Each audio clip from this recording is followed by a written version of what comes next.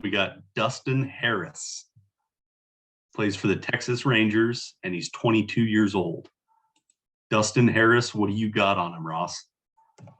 Okay, so if you're looking for, I don't know why you would be looking for this, but if you're looking for speed from the first base position, this is probably your best bet that you're going to find in the minor leagues. Dustin Harris, and I'm not saying that as like it's just strange coming from that position. But this season, his numbers were a little down.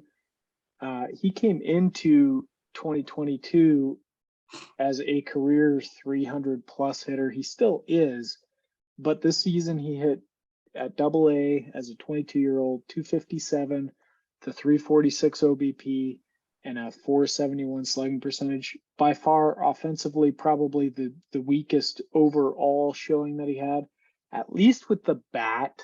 He's showing more consistent power than he did when he first started in the minor leagues.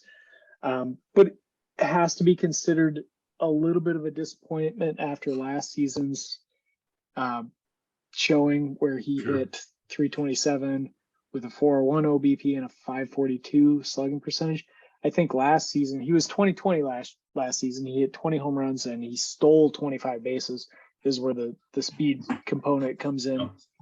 I think he was rising up a lot of people's top 100 lists, and I don't think he improved his stock this year. I think if anything, it held steady, and for some people it probably dropped. I know it dropped for me a little bit, but he did hit 17 home runs and again stole 19 bases. So at least he's showing the consistent ability to steal bases from the first base position, which is just interesting.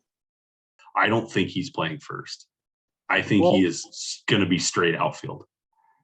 And to your point, last season he was predominantly a first baseman. He played most of his games in left field this year. So hey, I just don't think in that system that he's going to be a first baseman. Now he could be traded. He could be moved to somewhere else where they have a hole at first, and that's where he's going to play predominantly. I just don't see it at Texas.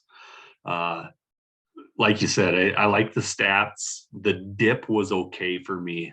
You've mentioned a few times with me and you just talking that you will give an early season prospect that's in the minors or in the majors a lot of leeway, where you won't give a minor player that's still in the minors a lot of leeway. Did I say that correctly? Yeah, my general philosophy is give a long leash to your major leaguers and give a very short leash to your minor leaguers. Yes. So be ready to move on them if they're showing they can't handle the pressure. I don't know that I fully feel like that's the case with Dustin Harris, though. I might have been compelled to try to move him earlier in the season. At this point, I would, if I still had him, I'd hold him and hope for a improvement next season. But yeah, that's my general philosophy. And once they make that transition to the pros, I'm usually extremely patient because I think it takes a long time at that level. Yeah. And then of course there's so many minute factors that can affect somebody's single season or effort or ability temporarily. And so that's why I give such a long leash to major leaguers. It's just it's a different ballgame, totally different. That's my mindset. And I think that's great advice, and that's why I brought it up. In this case, I think we backtrack to 21 and to 2019 and see the above 320 batting average linked with all the counting stats. If the counting stats were completely gone in 2022, I would say, okay, this guy's going to need to start moving down lists and stuff like that. But the counting stats are still there, with the 17 home runs and the 19 stolen bases for Dustin Harris. I think we keep an eye on this one and let's see him in AAA all of next year. Agreed? I wouldn't be surprised if he started again in AA, but I think he spends most of the season at AAA at least. Yeah. Agreed.